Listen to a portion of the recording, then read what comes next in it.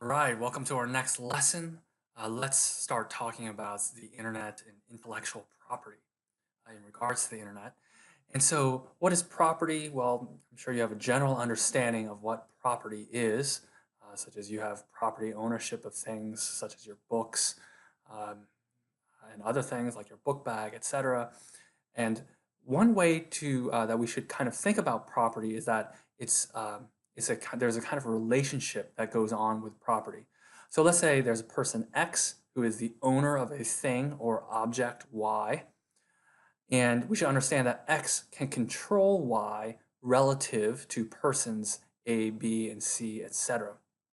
So the idea with property is that if someone like X, person X, owns something, it's their property, that means they can control it relative to other persons, like persons A, B, and C.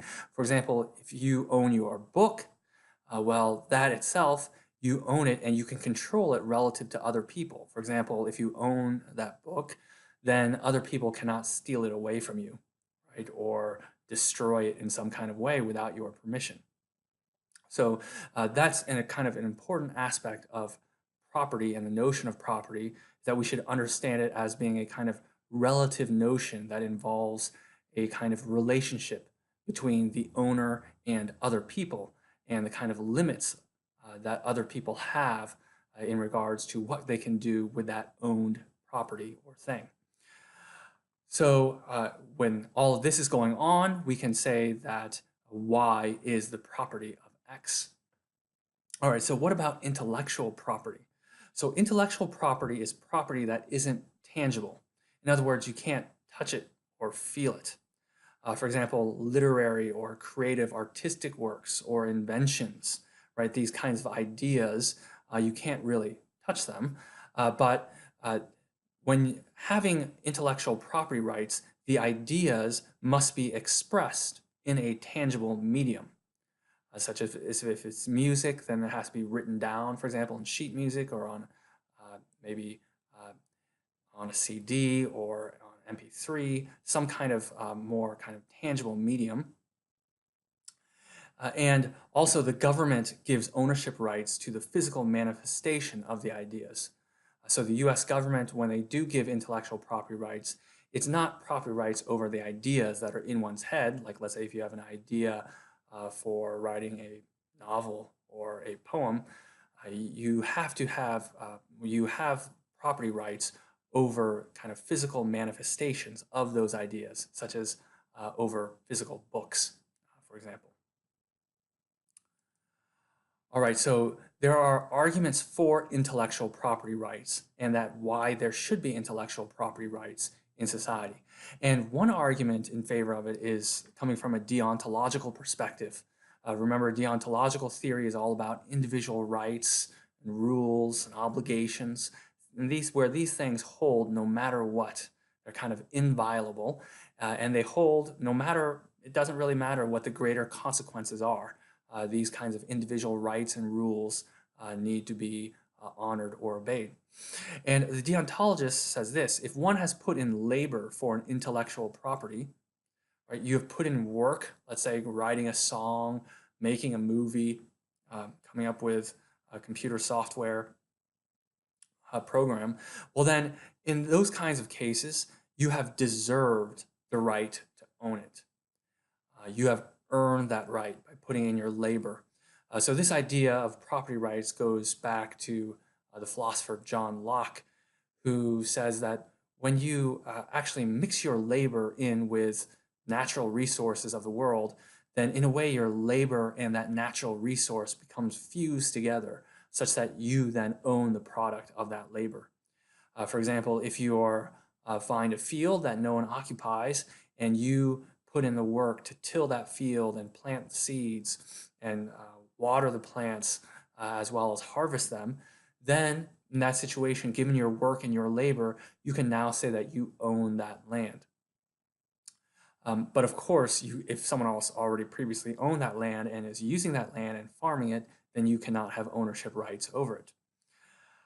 So the idea here, once again, from the deontological perspective, is that you have an individual right to ownership of intellectual property that you've kind of created yourself. that you've come up with. And why do you have an individual right to ownership of it? That's because you put in the labor and you put in the work to earn it and to deserve it.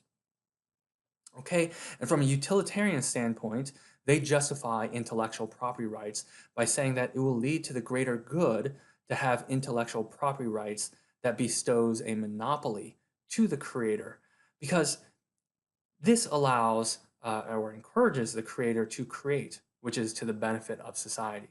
So if you have intellectual property rights where inventors, let's say, might invent something and then they can now have exclusive ownership over it, such that they kind of have monopoly power over it, and then only they can make it, only they can sell it, and they can make a lot of money off of it, well, then that provides incentives. Right? That provides motivations for inventors and creators to then create these kinds of things. And this can be helpful and beneficial to society. Inventions and things like that um, can help people in their everyday normal lives. It might provide entertainment, put a smile on their face, things like that. It can advance society. So, uh, in order to provide the right kinds of motivations so that kind of science and technology, et cetera, kind of progresses and advances, and this can also go for things like artistic endeavors as well. In order to help kind of promote this, utilitarians justify having intellectual property rights and a monopoly ownership over one's intellectual property to help kind of promote this kind of greater benefit to society. Okay, so here's a kind of standard argument for, let's say in this case, in regards to copying software. Is it morally acceptable to copy software without authorization? Well, a kind of standard argument that's given is something like this. So here we have the first premise is that stealing a tangible object is morally wrong, like if someone stole your book. And the second premise is this: making an unauthorized copy of a software program is like stealing a tangible object in that they can both cause harm, right? When you steal a tangible object, like someone steals your book, that causes harm to you because now you've out on that property that maybe you use for maybe reading a book for your enjoyment or for school. Now you've lost out on that, and that causes you harm, something that you paid for yourself. And likewise, when someone copies software from a software designer, let's say, then they can lose out on any kind of money that they could have received from their own work, right? From their own thoughts and their own creativity, right? That has caused them harm. So the conclusion is that making an unauthorized copy of a software program is therefore morally wrong. So this is kind of a standard argument in regards to copying software without authorization and whether or not that's morally acceptable or not. However, things are not quite so simple as this. There are other things to take into consideration, and some things in addition to take into consideration are two principles that balance monopoly property rights. So just because someone has monopoly property rights over their own creation or invention, this doesn't necessarily mean that they have absolute control over something. There are some principles such as the fair use principle and the first sale principle. The first use principle says this. It says that agents can use others' copyrighted works to comment, criticize, or report on them. They can also reverse engineer them by buying the product and taking it apart to see how it works. So, for example, people can get a copy of someone's book. Let's say an author writes a book. That book, of course, is copyrighted under the protection and under the property rights of the author. Well, the agents and other people can, let's say, take a copy of that book and comment on it. Right? You can have criticisms, reviews of the book, criticize the book. You can report on them, such as in the news, have a news story about a new book that just came out. And for things like software programs, for example, it might be thought that maybe you can reverse engineer them by buying the product and kind of taking it apart, so to speak, to try to find out how it actually works. And uh, you know, normally for something that's physical, it's tangible, like a vacuum cleaner, right? If there's a vacuum cleaner company and they want to design a really good vacuum cleaner, and there are already a bunch of good vacuum cleaners out there that other companies are making, well, that's in their right that if they buy one of a different company's vacuum cleaner, they can take it apart, right? See how it works, what makes it tick. And maybe that might help them build a better vacuum. Of course, if there are certain component parts to the other company's vacuum cleaner that other company has patents over, they can't just imitate it. But maybe they might get some new ideas, right? So that's there's this kind of fair use principle where you can do things like this, reverse engineer products.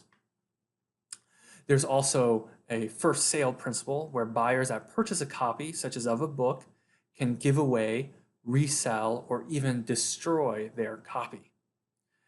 So the idea here is that if you buy a book, let's say a physical book, not an ebook, but you buy a physical book, well, since you paid for it, isn't that within your right to give it away to someone? Let's say you want to give it away to your sibling for free, or if you want to resell it to someone, isn't that within your right to resell it? Or if you want to just destroy your copy, right? Destroy your book, that's perfectly within your right to do so. However, what's interesting here is that it's illegal to reverse engineer, let's say, a copyrighted software program from someone else without their consent, or let's say resell digital copies. You might buy a digital copy of a book, or digital copies of music, or a digital copy of a movie. You cannot resell them. It's illegal as far as the law is concerned to do these kinds of things. But you could resell a copy of your physical book, but you can't do it for an ebook.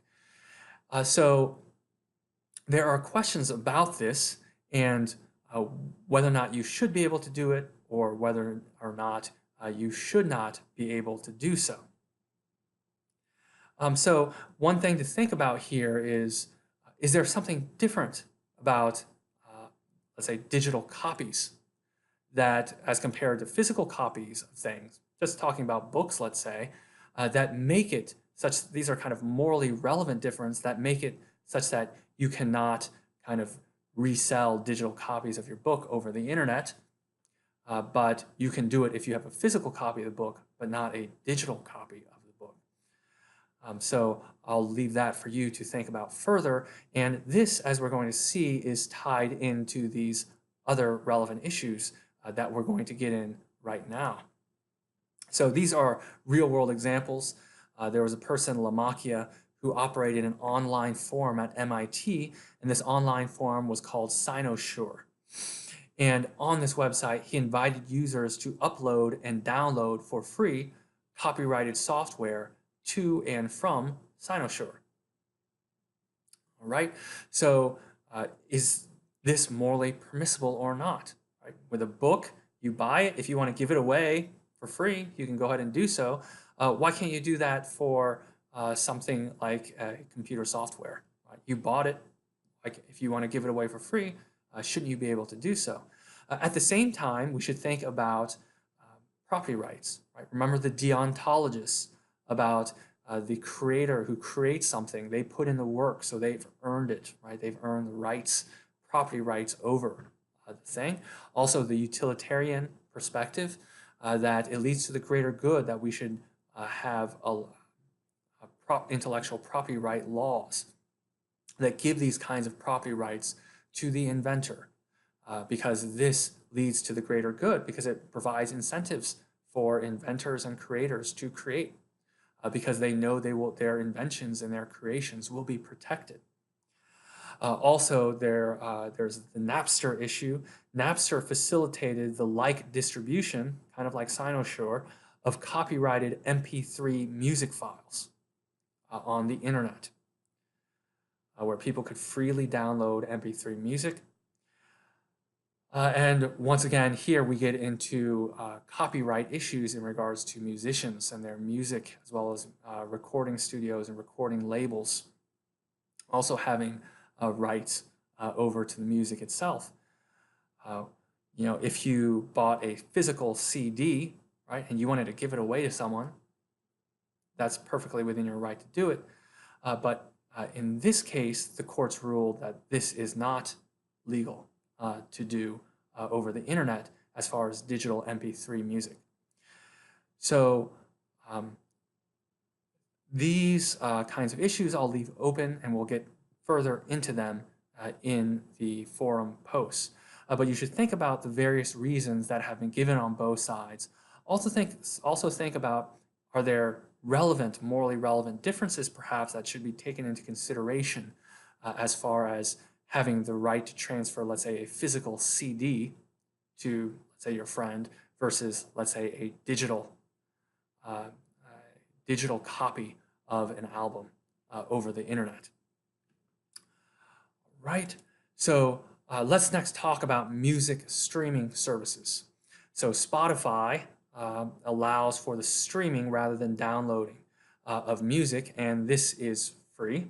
You can, for example, pay a monthly fee, and then you won't have to listen to all the commercials, but you can access a bunch of music for free.